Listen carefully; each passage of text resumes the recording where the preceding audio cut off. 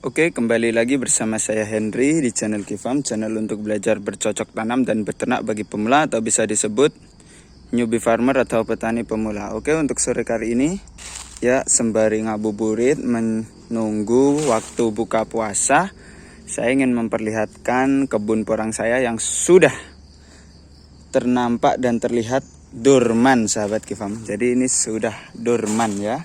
Karena kenapa? Dia sudah ambruk semua dan batangnya sudah dipastikan lunak dan empuk. Jadi inilah pemandangan kebun porang dorman ya. Ya, untuk cross check dan melihat saja. Jadi karena ini dari bibit katak 300 up, saya ingin melakukan penjarangan, maka ini nanti saya akan ambil umbi yang ada di tanah semua. Saya ambil, terus nanti kita karantina. Setelah karantina 1 bulan menjelang musim tanam akan kita tanam lagi dengan jarak yang kita pastikan.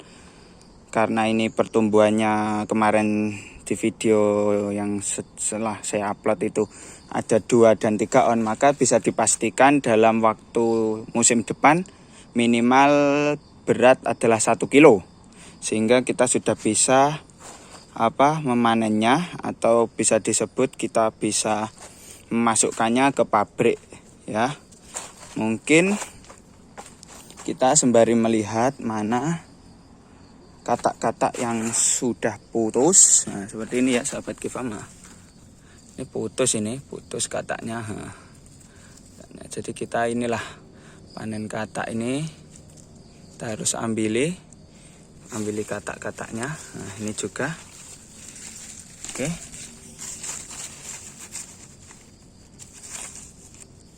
Ambili kataknya. Kita ambili kataknya. Oke. Jadi untuk Untuk bibit 300 up memang kita perlu 2 musim ya sahabat Kifam, karena sangat tidak mungkin kita memanennya dalam 1 musim karena berat belum mencukupi standar masuk pabrik. Sebenarnya apakah 1 kilo itu standar masuk pabrik? Ya minimnya sih seperti itu sahabat, walaupun realnya pasti ada yang kecil sebagian setengah atau 8 on, itu kita ikutkan karena itu sebenarnya adalah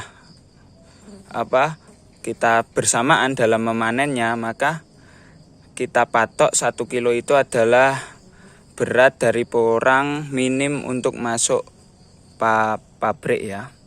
Oke, kita akan keliling lagi mencari bibit-bibit katak dorman ya sahabat Kifam. Nih,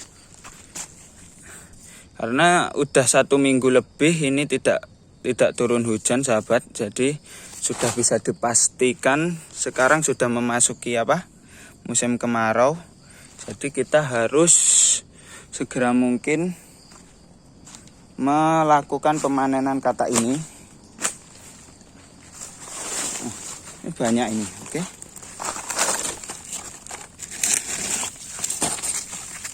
Sudah lama saya tidak menjenguk karena ya sempat disibukkan oleh tugas-tugas perkuliahan karena habis ujian ya.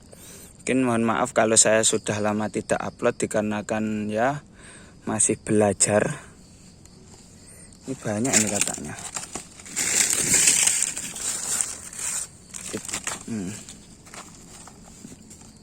Loh, bentuknya agak aneh sahabat, lihat.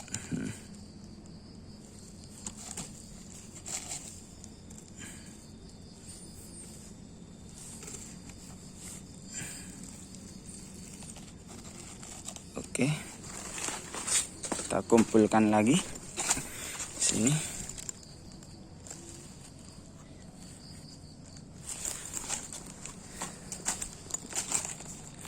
Kita cari lagi. Seperti ini loh, kalau naungan jati itu kelemahannya kadang dia tertutup oleh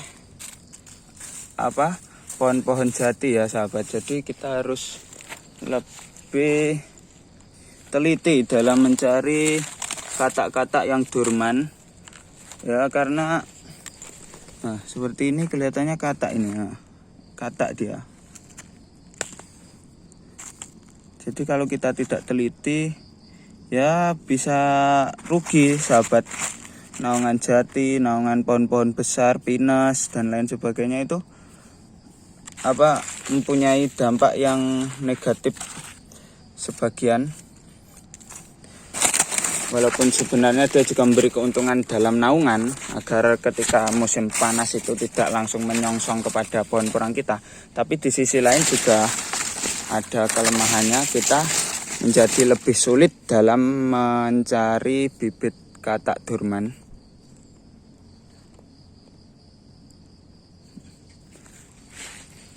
Perlu diingat untuk naungan sebaiknya karena ini ada jati, pisang itu masih tidak apa-apa dalam renggatnya itu masih sedikit dalam ya jaraknya itu masih lebih dari 1 meter lah dari satu pohon ke pohon lain. Tapi kalau sahabat ingin menanam di bawah pinus atau jati yang rengket atau yang jaraknya itu sangat dekat, itu saya tidak anjurkan karena pernah pengalaman dari teman petani saya porang itu di bawah pohon pinus yang rengket itu bisa tumbuh, cuma pertumbuhannya sangat minim. Jadi dari bibit sebesar katak ini ya contohnya, dia berpendapat katak seperti ini dia hanya bisa maksimal 1 on, padahal harusnya bisa sampai 2 on. Jadi pertumbuhannya setengah dari keberhasilan di tempat lain, atau ya kurang maksimal lah, intinya itu kurang maksimal dari segi pertumbuhan kalau di bawah naungan yang sangat rengket atau sangat dekat ya sahabat.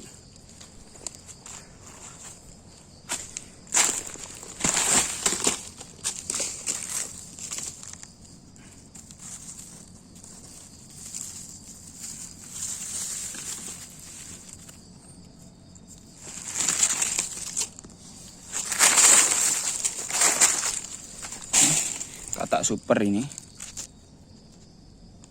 Kalau katak super kayak gini biasanya ya, kalau katak super itu satu musim itu bisa tembus 1 kilo maksimal lah ya. Walaupun sebenarnya dia bisa dikategorikan pertumbuhannya seperti umbi karena dia super sahabat. Super besarnya itu ya setengah on, kadang sampai 1 on gitu. Kita harus teliti tadi ya, di samping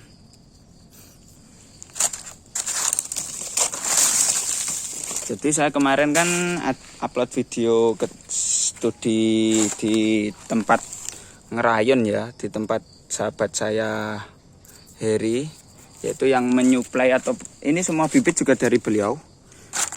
Jadi di sana benar-benar harga dari petani ya, harga dari petani porang. Saya mendapatkan harga bibit yang relatif murah, sehingga ketika kita sudah beli bibit, dari keuntungan dari kita beli bibit di suatu petani yang besar, itu kita tidak perlu pusing untuk membuang ketika kita panen. Bukan membuang ya menjualnya. Kita tidak pusing karena kenapa? Karena dia sudah berani mengambil produk kita. Karena satu tadi catatan sahabat Kifam, ketika kita beli di bibit di dia, maka panen sudah dipastikan dia mau mengambil. Nah, enaknya di situ. Bedanya kalau sahabat beli di online atau di mana, ketika sahabat belum mempunyai MOU untuk pemasarannya, maka sahabat akan kebingungan atau mencari pasar sendiri. Ya kalau skala besar hektaran, sahabat bisalah langsung melemparnya ke pabrik. Tapi kalau skala kecil seperti saya ini, kalau membawa ke pabrik itu kan kita perlu ongkos tambahan. Lah keuntungannya nanti kalau saya beli di teman saya atau di petani langsung, itu panen kita calling, langsung dijemput, langsung diangkut. Nah, enaknya di situ sahabat. Maka saya anjurkan bagi pemula untuk membeli bibit itu langsung dari petani. Di sisi lain menghindari penipuan, karena banyak ya pembelian secara online atau yang tidak petani langsung itu tertipu ketika panen kok tercampur dengan iles-iles, walur dan lain sebagainya. Ya itu kan tidak jadi tanggungan seller, karena sellernya itu biasanya kalau online itu kita tidak bisa menjangkau tempatnya. Kalau kita langsung beli dari petani, kecil kemungkinan kita panen dari selain porang. Kalaupun ada, kita bisa komplain langsung lah. Enaknya di situ sahabat. Makanya saya bagi sahabat Ponorogo yang ingin menggeluti dan ingin memulai perporangan seperti saya sarankan untuk membeli langsung di petani. Banyak sekali petani Ponorogo. Tentunya bibit yang berkualitas itu di tempat yang potensi budidaya porang besar seperti Ngerayon, Sawo dan lain-lain. Ini adalah salah satu petani teman saya. Kebetulan saya juga beli di sana. Ini bukan endorse apa-apa karena hasilnya sahabat sudah bisa menyaksikan di video-video YouTube saya. Dan ini membandingkan ya.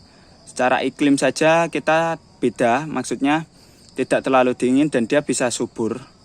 Nah, karena itu untuk bisa sukses dalam budidaya porang, pemilihan bibit itu juga perlu kita perhatikan, karena bibit yang baik adalah bibit yang durman asli seperti sekarang yang saya lakukan, yaitu putus dari ininya sendiri ya, dari batangnya sendiri, bukan dari rekayasa atau potesan. Nah, oke, sebenarnya masih banyak sahabat, cuma melihat waktu sudah sangat mendekati buka, terdengar suara kirok. Jadi sekarang pukul 5.15 ya. Berarti di sini buka setengah 6, maka 15 menit lagi. Maka untuk panen katak durman untuk sore kali ini saya cukupkan sampai di sini.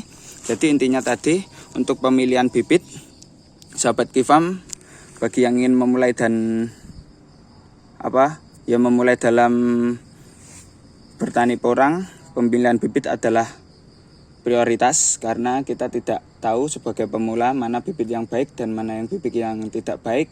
Karena secara kasat mata, durman secara real yaitu memutuskan sendiri dari pohon, dan durman potesan ketika dia dikarantina 1-2 minggu itu sangat minim perbedaan, sehingga kita perlu menanggulanginya dengan cara kita beli bibit dari petani langsung, atau kita bisa melihat langsung bibitnya dari tempat.